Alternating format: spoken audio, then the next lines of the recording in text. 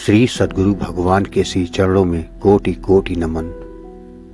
संसार रूपी भव सागर से पार उतरने के लिए भगवान या अपने इष्ट के पावन नाम का सहारा लेना ही सबसे हितकर है। कलयुग में केवल नाम का सहारा देकर ही अपने इष्ट को पाया जा सकता है।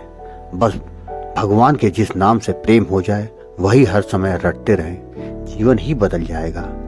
आज आपको राधा नाम का सहारा लेकर राधा जी में ही समा जाने वाले भक्त की कथा सुनाने जा रहा हूँ। इस कथा को पूरा जानने के लिए इस वीडियो को आखिर तक अवश्य देखिएगा।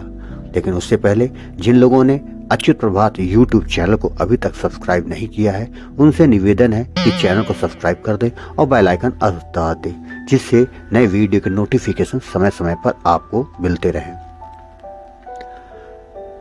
बरसाने की पीली पोखर से प्रेम सरोवर जाने वाले रास्ते से कुछ हटकर वन प्रांत में एक पुराना चबूतरा है।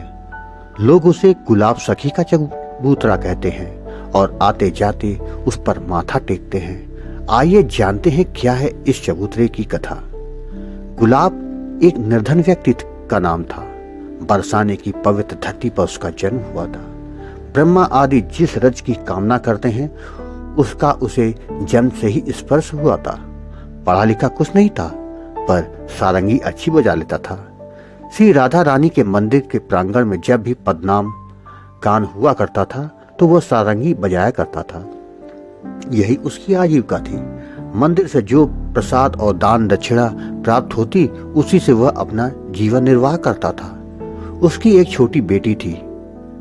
जब गुलाब मंदिर में सारंगी बजाता तो लड़की नृत्य करती थी। उस लड़की के नृत्य में एक आकर्षण था, एक प्रकार का खिंचाव था। उसका नृत्य देखने के लिए लोग स्तब्ध होकर वहीं खड़े रह जाते थे।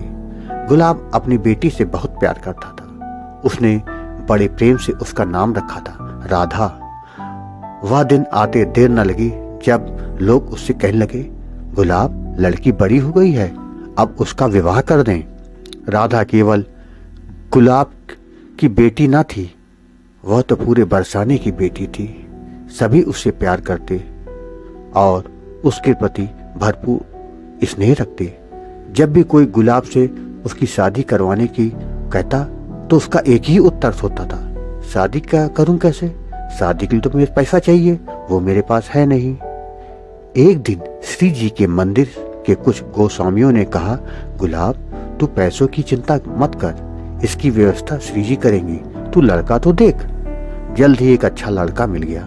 श्री जी ने कृपा पूरी की और बरसाने ने गुलाब को उसकी बेटी के विवाह में सहायता भी अच्छी की, जिसमें धन की कोई कमी नहीं आई।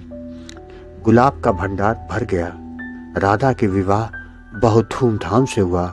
राधा प्रसन्नता पूर्वक अपने ससुराल विदा हो गई। क्योंकि गुलाब अपनी बेटी से बहुत प्रेम करता था, उसके जीवन का एकमात्र सहारा थी। अतः राधा की विदाई से उसका जीवन पूरी तरह से सूना हो गया। राधा के बिना विदा होते ही गुलाब गुमसुम सा हो गया। 3 दिन 3 रात तक श्री जी के मंदिर में सिंह द्वार पर गुमसुम बैठा रहा। लोगों ने उसको समझाने का पूरा प्रयास किया, किंतु वो सुध-बुध खोए हुए ऐसा बैठा रहा, न कुछ खाता न पीता। वह हर पल राधा राधा ही रटता रहता। चौथे दिन जब वह श्री जी के मंदिर में सिंह द्वार पर गुमसुम बैठा था तो सहसा उसके कानों पर एक आवाज आई, बाबा बाबा मैं आ गई, सारंगी नहीं बजाओगे, मैं नाचूंगी। उस समय वह सो रहा था या जाग रहा था कहना कठिन था। मूंदी हुई आंखों से वह सारंगी बजाने लगा और राधा नाचने लगी। मगर आज उसकी पायलों में मन प्राणों को हर लेने वाला आकर्षण था। इस झंकार ने उसकी अंतर आत्मा तक को झंझोर दिया। उसके तन और मन की आंखें खुल गई। उसने देखा कि उसकी बेटी राधा नहीं बल्कि स्वयं श्री जी राधा रानी हैं, जो नृत्य कर रही हैं। सजल और विस्फारित नेत्रों से बोला, बेटी बेटी। और जैसे ही कुछ कहने की चेष्टा करते हुए, स्नेह से कांपते हुए, डगमगाते हुए वह उनकी ओर अग्रसर हुआ। राधा रानी मंदिर की ओर भागी। गुलाब उनके पीछे पीछे भागा। इस घटना के पश्चात गुलाब को कभी किसी ने नहीं देखा। उसके अदृश्य होने की बात एक पहेली बनकर रह गई। कई दिनों तक जब गुलाब का कोई पता नहीं चला, तब सभी ने उसको मृत मानकर सभी लोग बहुत दुखी हुए। गोस्वामियों ने उनकी स्मृति में एक चबूतरे का निर्माण करवा दिया। कुछ दिनों के पश्चात मंदिर के गोस्वामी जी स्वयं आरती कर अपने घर लौट रहे थे। तभी झुरमुट से आवाज आई, गोसाई जी, गोसाई जी। गोसाई ने पूछा, कौन? गुलाब झुरमुट से निकलते हुए बोला, मैं आपका गुलाब। गोसाई जी बोले, तू तो मर गया था। गुलाब बोला, मुझे श्री जी ने अपने परिकर में ले लिया है। अभी राधा रानी को सारंगी सुनाकर आ रहा हूँ। देखिए, राधा रानी ने प्रसाद के रूप में मुझे पान का बीड़ा दिया है। गोस्वामी जी उसके हाथ में पान का बीड़ा देखकर चकित रह गए, क्योंकि यह बीड़ा तो वही था जो राधा रानी के लिए अभी अभी भोग में रख कर आए थे। गोसाई जी ने पूछा, तो तू अब रहता कहाँ है?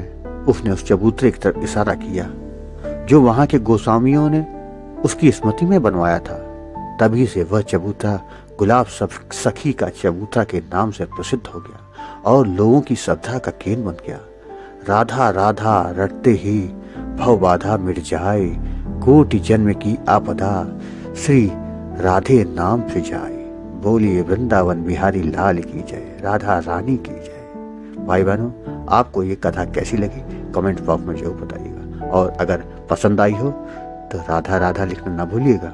राधे राधे, राधे राधे, राधे राधे।